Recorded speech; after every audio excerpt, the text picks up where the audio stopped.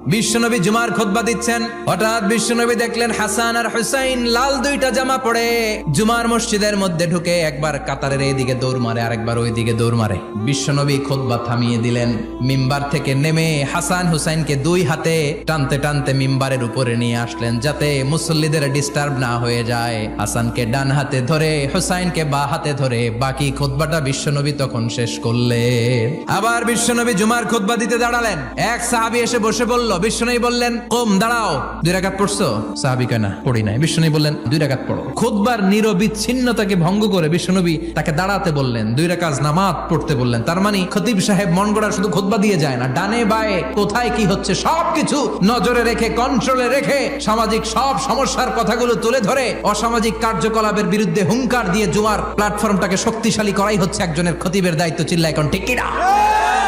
এ কাজই করেছেন বিশ্বনবী 500টা খুতবায়।